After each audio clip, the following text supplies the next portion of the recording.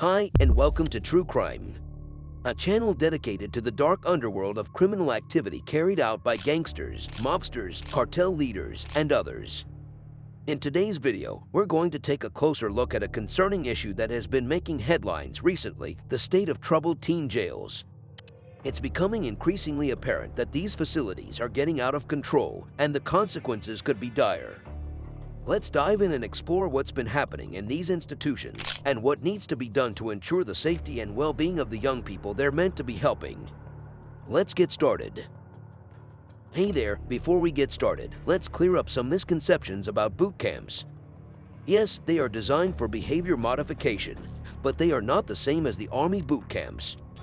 These programs do have elements of structure and discipline, but they also have a major focus on correction and therapy.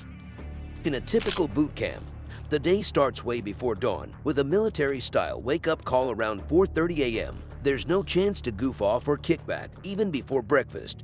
There's often a time of calisthenics or even more difficult exercise. Some kids might have to do a 5-mile run before breakfast, and the all-male and all-female boot camps are run separately.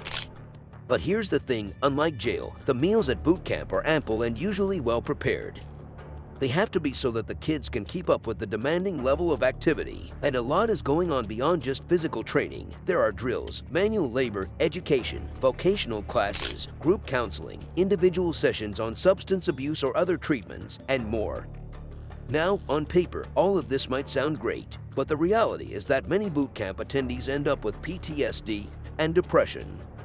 The intense pressure and focus on correction can be overwhelming, and the lack of individualized attention can leave kids feeling lost in the shuffle. Back in 2007, a report from the United States gave us a glimpse into the dark underbelly of juvenile boot camps. The pictures of the West Virginia woodlands, an Oregon River, and a Utah mountain range looked idyllic, but the reality was far from it. Residents at these camps were not allowed to leave, forced into manual labor, and threatened with violence. They hiked through the wilderness surviving on rations, and according to former students who wished to remain anonymous, they were subject to invasive medical examinations and group humiliation exercises. Some even had their heads shaved against their will.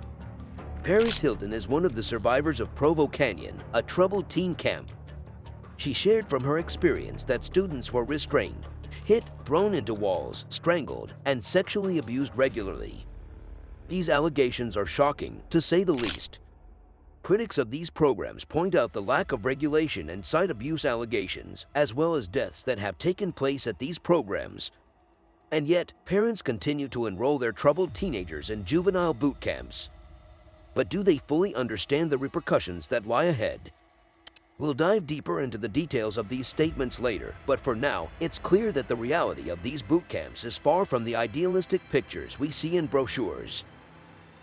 Let's travel back to May 1990, when a 15-year-old girl was enrolled in a 9-week wilderness program.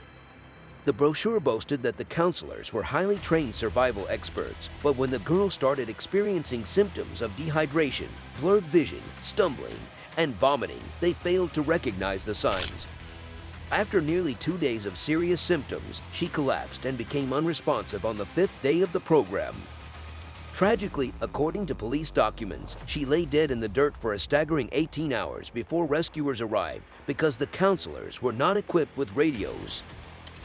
Grab some tissues, because the next story is a heartbreaking example of just how dangerous these troubled teen boot camps can be. Let's travel back to July of 2001, when a 14-year-old boy was enrolled in a boot camp. But the harsh conditions proved to be too much for him, and he became so dehydrated that he resorted to eating dirt from the desert ground. When the program director saw the boy fall unconscious and have seizures, he made a shockingly irresponsible decision. Instead of calling for immediate medical help, he told the staff members to put the victim in the flatbed of a pickup truck and take him to a hotel. When they couldn't revive him, they finally took him back to camp and placed him in his sleeping bag. Meanwhile, the program director tried to assure his staff that everything will be okay, but tragically, it wasn't okay. The boy passed away, a victim of the brutal conditions and lack of proper medical care in these unregulated boot camps. The stories of tragedy and loss at the hands of troubled teen camps are heartbreaking and harrowing. In one case, a 15-year-old girl died after being enrolled in a wilderness program with so-called highly trained survival experts who failed to recognize signs of dehydration. In another, a 14-year-old boy became so dehydrated that he resorted to eating dirt and, despite collapsing and having seizures, was taken to a hotel instead of receiving proper medical attention. Tragically, he passed away shortly after. And in yet another case, a 16-year-old girl died after falling 50 feet while climbing in an unsupervised and dangerous area during a program with numerous licensing and safety violations. These are just a few examples of the dangers of these programs, which often claim to offer tough love to troubled teens, but all too often result in tragedy. In 2006, a 14-year-old boy named Martin Anderson attended the Panama City boot camp. But what he didn't know was that his stay at the camp would be more of a nightmare than a correctional facility. One day, Martin got into an argument with the guards, and what followed next was nothing less than horrific. The video footage later revealed that 7 guards brutally attacked him. They kicked, punched, kneed, and choked him while forcing tablets up his nose and covering his mouth. The nurses present at the scene did nothing as they watched him slip in and out of consciousness. This heinous treatment led to Martin's untimely death. The family was offered $3 million as compensation, but their lawsuit demanded more than $40 million in damages. It's hard to put a price on a life lost due to gross negligence and abuse. In 2003, the world was rocked by the tragic death of an 18-year-old Brian Alexander after just 2 months in a boot camp. His family settled on the same amount as other victims, struggling to find justice for their lost loved one. But Brian's story is just one among many, and one of the most well-known victims of the troubled teen industry is none other than Paris Hilton. The heiress, known for her glamorous lifestyle, shocked the world when she revealed that she didn't trust anyone, not even her own family. Paris had already run away from many placements before being taken to Provo Canyon in Utah, where she spent a grueling 12 months. But in the documentary This Is Paris, she reunites with her classmates and goes public with their ongoing trauma from their alleged experiences at the facility. Since its release, the documentary has been watched almost 30 million times, inspiring other celebrities like Paris Jackson and tattoo artist Kat Von D to come forward with their own stories of abuse. Even Danielle Bregoli, also known as Bad Baby, spoke up and claimed that she was abused at the Turnabout Ranch in Utah. This movement against the troubled teen industry has brought attention to the horrors that took place in boarding schools, military-style boot camps, juvenile justice facilities, behavior modification programs, and other facilities.